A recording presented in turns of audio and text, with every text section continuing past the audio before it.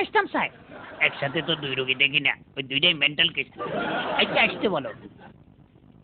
আপনারা আসেন। বসেন আপনারা।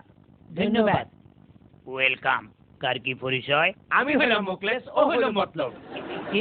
সরি। আমি হইলাম মুকলেস, ও হইল মতলব। একজন একজন বলেন। আমরাও সরি। আচ্ছা বুঝলাম, একজন মোকলেস আর একজন মতলব তো। ইয়েস। দেখতেছি আপনারা দুজনেই একই সাথে একই কথা বলেন, ডেঞ্জারাস। ডাক্তার সাহেব, এই জন্যই আমরা আপনার কাছে আইছি। এই সমবেত কার্যকলাপ কতদিনের?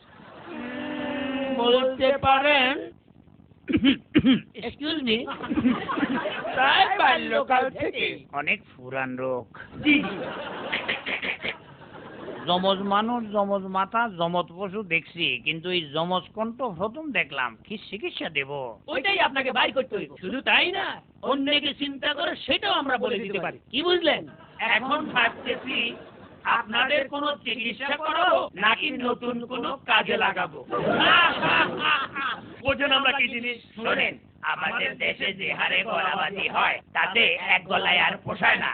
ভাবতেছি এই গলাবাজিতে যমজ গলা চালু করবো কিনা। রাজি? না, কথা নয়, কাজ ভালো বাইশটি, তাই তো আমরা আপনার কাছে আসছি। আইয়েন। সরি, বিরক্ত করলাম। স্যার, দূরবে আপনার জ্যাঠাতো ভাইয়ের বউ বাদ যাইতেন না?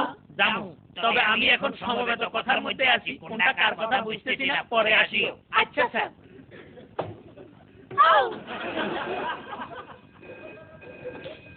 Excuse me. হ্যালো হ্যালো, আমরা যে যাম তাতে ফোনে ছটার আগে তো আইতাম হাইতাম না। আমরা দুপুরে তো বউ ভাত খামু, রাতে একটু শুটকি রান্দিও। সরি, আমার ওয়াইফ ফোন করছিল, আমরা কিছু মনে করি না। যাগা, আমাদের চিকিৎসার জন্য এই দুইটা ওষুধ আপনাদেরকে দিলাম। আমি খুব খুশি হয়েছি, কারণ আপনারা জোড়া গলায় কথা বললেও গলাবাজি পছন্দ করেন না। Thank you. ওষুধটা কাজ করবো তো? অবশ্যই করব, তবে কিছুদিন দুইজনই সেপারেট থাকিয়েন। Thank you. দর্শক মন্ডলী, এই তো কিছুদিন আগে উদযাপিত হলো পল্লী কবি